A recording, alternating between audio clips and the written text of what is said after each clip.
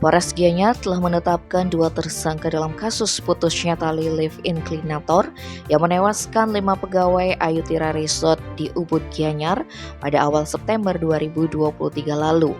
Dari pemeriksaan yang dilakukan terhadap 26 saksi ahli dan 6 ahli, Polres Gianyar menetapkan kontraktor Mujana dan owner sekaligus manajer Ayutira Resort Vincent Juwono sebagai tersangka.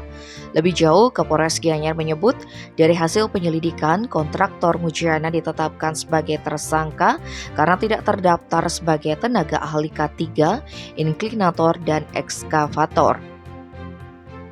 Hal inilah yang membuat inklinator yang berada di Ayutira Resort tidak sesuai standar, sehingga menyebabkan tali sling putus dan memakan korban jiwa.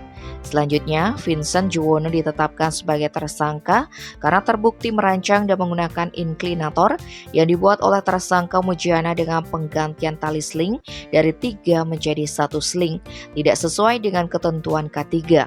Pihak kepolisian belum menahan 2 tersangka kasus lift maut Ayutira Resort, Desa Kedewatan Ubud Gianyar Bali yang menewaskan 5 karyawan. AKBP Iketut Widiade mengatakan selama masih belum ditahan, kedua tersangka akan selalu dimonitor untuk mencegah supaya tidak kabur keluar daerah. Dia menegaskan akan menahan Mujiono dan Vincent dalam waktu dekat. Keduanya dinilai sebagai orang paling bertanggung jawab dalam musibah tali lift putus tersebut. Setelah musibah lift maut pada 1 September terjadi, Mujiono dan Vincent sudah diperiksa sebagai saksi.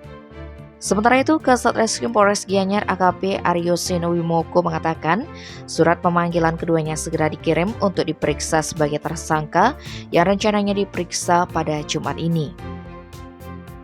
Tim Bali Express melaporkan.